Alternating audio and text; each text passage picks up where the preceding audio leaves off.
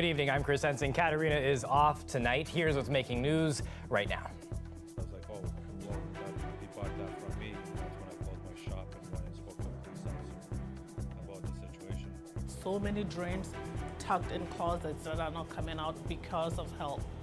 Yeah, so this will go a very long way. There's obviously technical elements to squash, but I think it's a very big mental game as well.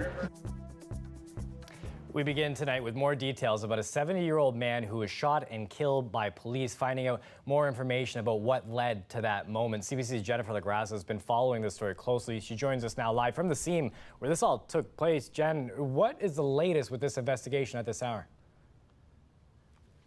Well, just a few hours ago, Chris, the Special Investigations Unit, Ontario's provincial body there, they released the identity of the man, and that is Alan Ankilled. He was 70 years old. The downtown mission said that he was a guest, someone that went and used their services before. Ankilled was shot in this area yesterday afternoon by police. That's Olette Avenue and Wyandotte Street. And reports say that Ankilled was waving a machete and that he was threatening people. One officer used a taser and another shot him. He was brought to hospital, and that's where police say that he was pronounced dead. CBC News did speak with the Rabbit Hole. It's a pawn shop just across the street from here, and the owner there says that he sold and killed the machete that he was waving around within that hour of his standoff with police. The guy in question or whatever came into our shop. He's usually here once in a while. Asked if I had something, that he's seen before, and I said, yeah, I still have them. And I showed him the item he bought, like the sword. So he went down across the street to grab cash, came back, picked it up, and then I found out what happened. He's been here a few times, and we talk once in a while, just not to the point where we're buddy-buddy, but he shared a few things with me, and from what I gathered, yeah, it did not seem like him. He says that Ankilled seemed fine when he came in, and so he's really unsure what changed or what happened once he left the shop yesterday. Jen, when this happened yesterday, a lot of questions about the use of force. What do we know about other times that the police in the city of Windsor have used force like this, have shot someone? Yeah, well, police reports do give a lot of details of when they do fire their guns. Now, a lot of those are related to animals involved in traffic accidents, but here's a little bit of a breakdown of what we know over the last few years. So in 2018, we see that 13 times guns were fired. 4 of those incidents, it's really unclear what the situation was. And then between 2019 up until 2021, those are all animal-related incidents. One of them was an unintended firing, but not towards someone. And then this year so far, police have released a gunfire 4 times, but it's unclear the nature of that. And downtown Windsor really did have the highest use of force that we've seen this year. That's between the months of March and June. When we look at the situation that unfolded yesterday, we do see some similarities with a recent case. So in 2018, 33-year-old Matthew Mahoney was shot and killed by police, actually just on the other side of Olette there by the Shoppers Drug Mart. And Mahoney struggled with schizophrenia and some other mental health issues. And official inquest is taking place into his death, and that's starting next month. Now, while it's unclear whether mental health played a role in this case, here's Mahoney's brother just reacting to the news of what happened yesterday. So I want to stop this default to, was this person crazy? Was this person having a breakdown? It does not matter. That should not be where we start these conversations. We should be starting these conversations at, this was a Canadian. This was a human being. Regardless of what happened, police ended this person's life. Does not matter what the circumstances were leading up to that. Let's talk about the fact that no matter who this person was or what their situation was, we as Canadians should not accept state violence against other human beings. Now, as for what's going to happen next in this case, the SIU is still investigating. We'll have to see what comes out of that investigation, but they're saying that an autopsy is scheduled for tomorrow morning. Chris. Thanks, Jen. CBC's Jennifer LaGrasso live in downtown Windsor tonight.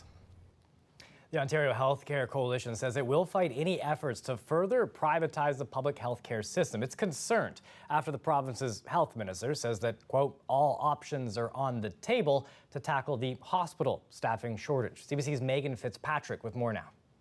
Healthcare has been in the headlines for a few days now here in Ontario, and that's because last week the health minister, Sylvia Jones, said all options were on the table when it comes to considering solutions for addressing the staffing shortages facing Ontario hospitals right now.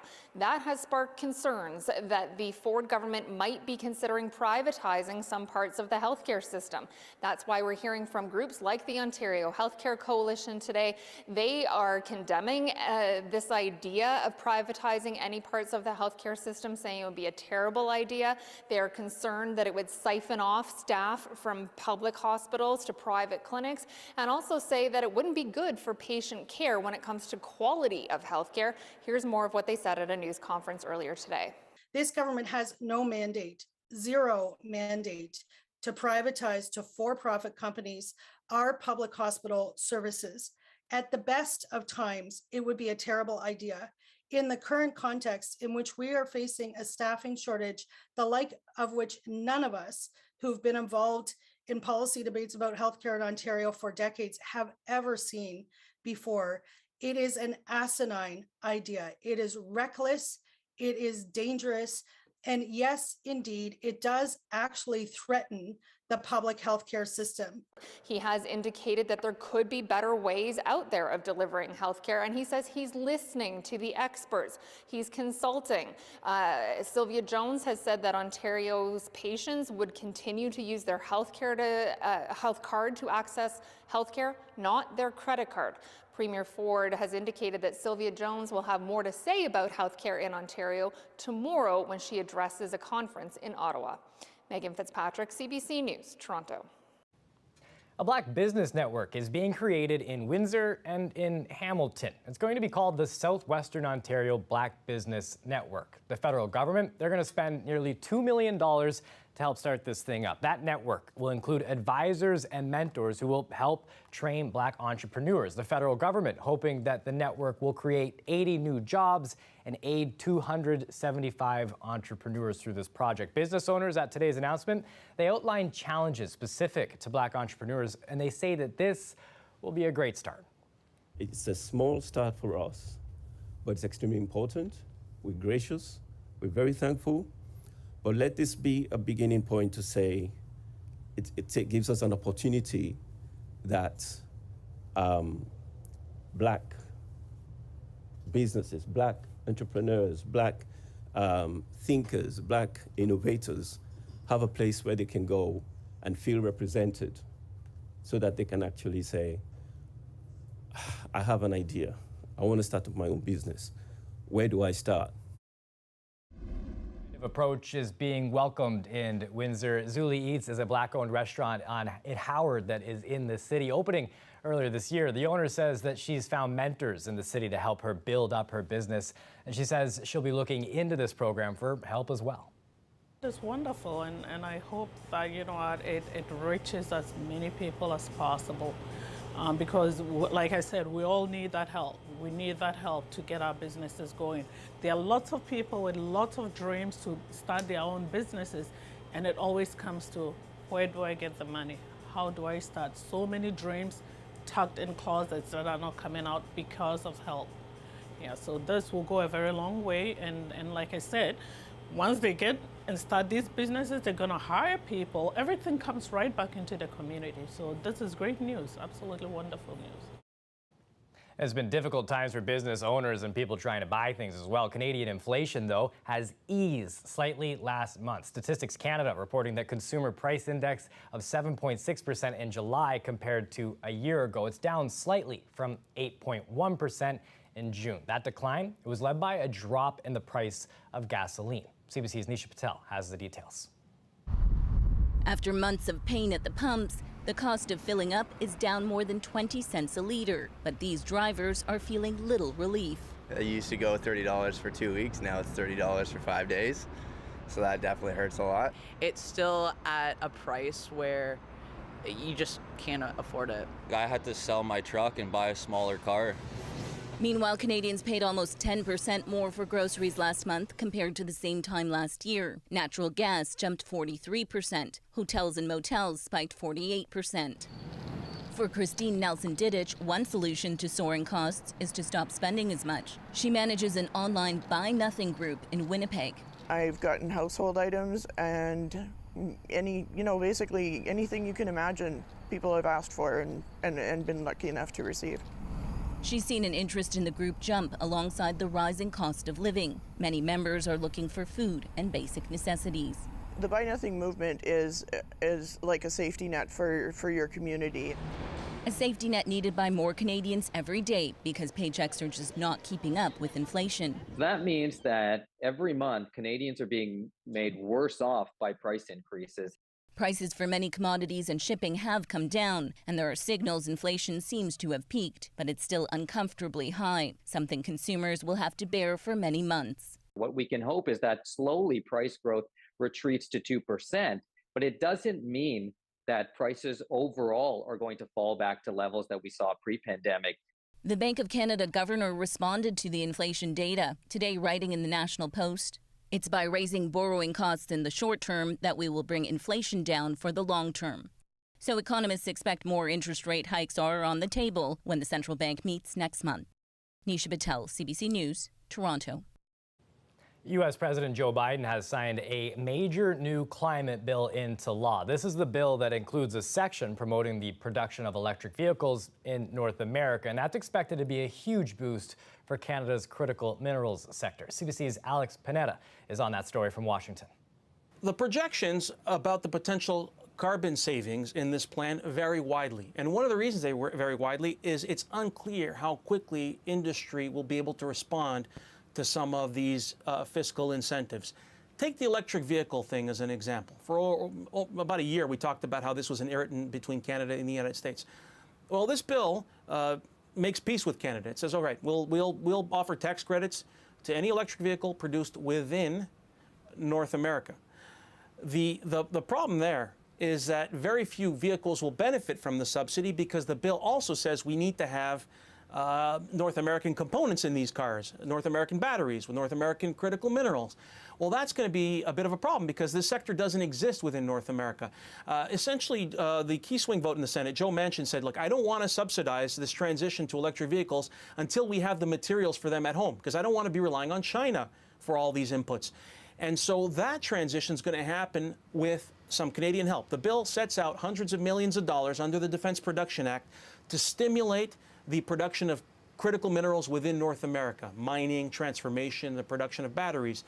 And that Defense Production Act, according to documents we've seen on the White House website, includes Canada as a domestic source under for the purposes of the Defense Production Act. So now you have Canadian officials and mining companies involved in Canada saying, wait a second, we might potentially have access to some of this U.S. cash if we get mining projects up and running within Canada.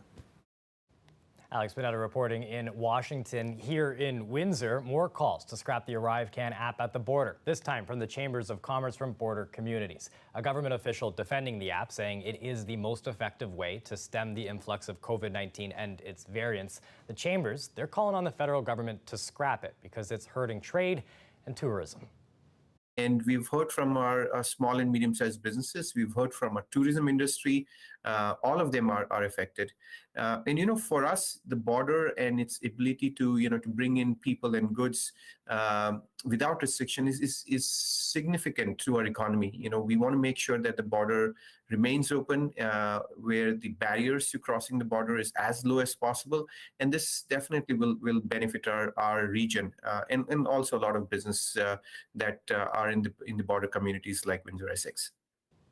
The sport of squash has bounced its way into Devonshire Mall this week. The court is going to be set up there. Windsor Morning host Nav Namwa dropped in to get a better sense of what squash is all about and the push to grow the sport here in the city.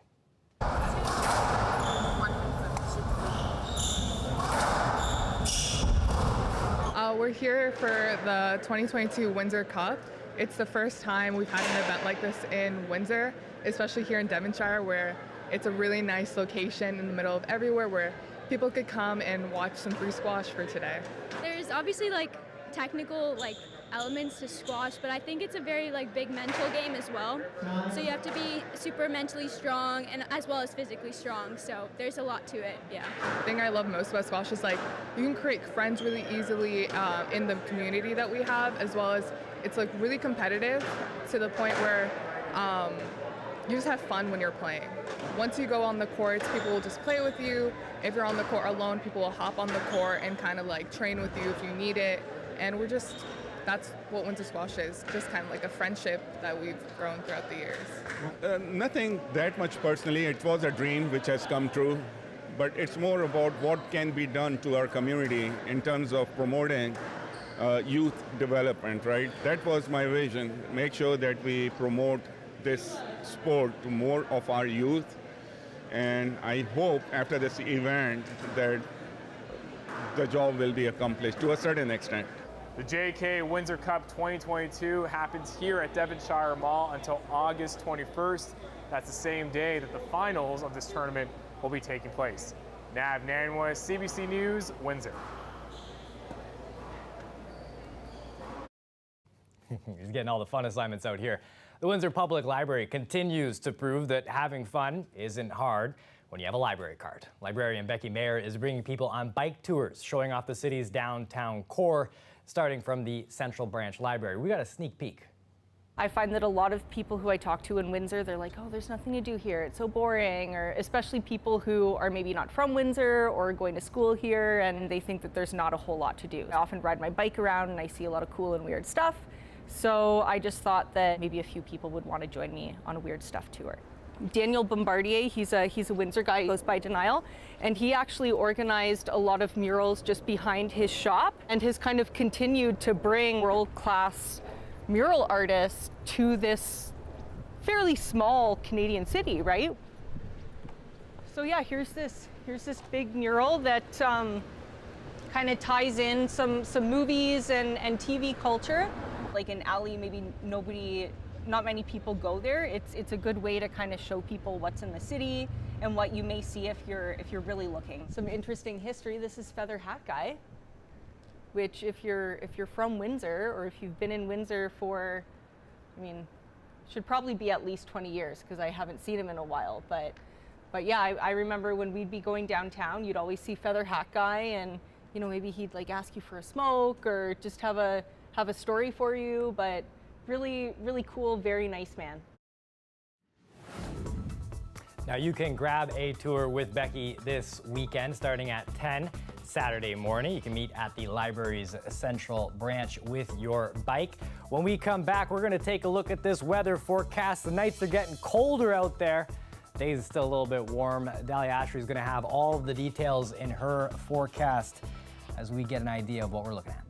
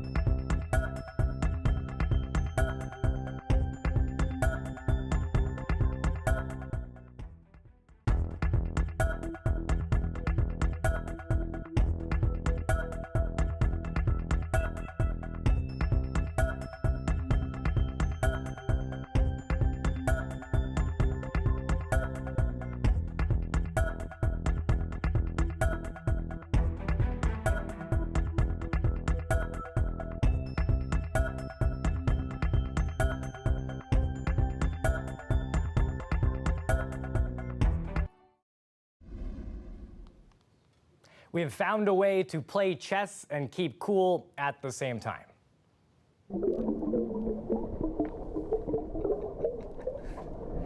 What you're watching there is the Dive Chess World Championships. They're hosted in London. Now, in order to play, you have to hold your breath while making the move. Now, once you come up for air, it's the opponent's turn. One of the competitors, they described this as 60% chess, 40% of skills like swimming. Now, today was a Polish player who won, beating 9 challengers during that event.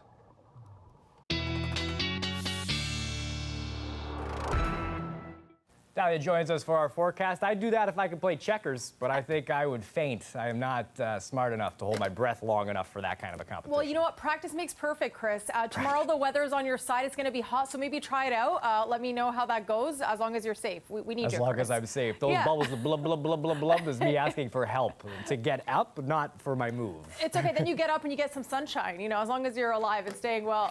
Now, this is what you folks might want to do for the next few days is either try that and stay cool in the pool, or stay indoors if you want to stay away from the rain that's going to be coming up towards the end of the week. We're sitting at normal seasonal temperatures.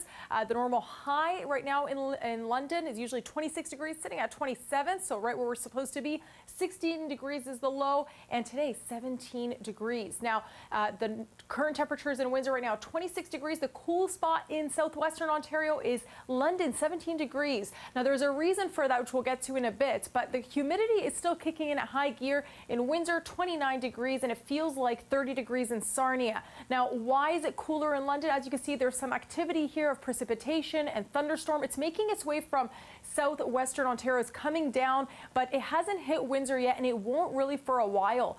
Windsor is pretty safe. You can see a little bit of that precipitation and risk of thunderstorm activity in Chatham, Kent, London, Kitchener. So coming really from Toronto and the GTA, making its way down to Windsor. But as you head into the week, well, there's the scattered showers on Wednesday afternoon, but more so dry conditions even heading into Thursday. Really when to expect those wet conditions, that's mostly on Sunday. But for now, just to enjoy kicking off the weekend on a dry note. Tonight, temperatures will drop and it will cool down in London. In Windsor, it feel like 14 degrees. Same thing pretty much across southwestern Ontario. Cooler temperatures, 30% chance of scattered showers. Now, what to expect over the next few days? Like I said, dry conditions. Humidity is kicking in and gearing up.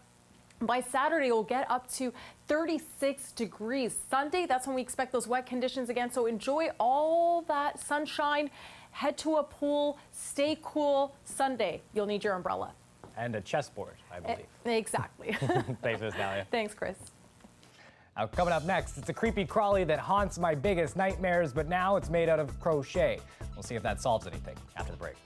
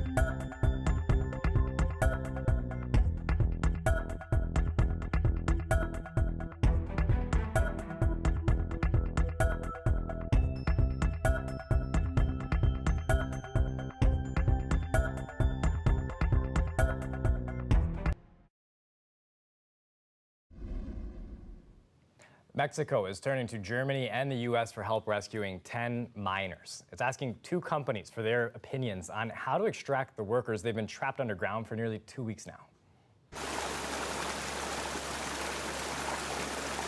You see, a tunnel collapsed 13 days ago during some excavation work. That triggered flooding throughout the mine. A rescue team was about to descend into the mine on Sunday, but the water, it all came rushing back. Darkness and debris in the shaft, it's all making that rescue operation more difficult.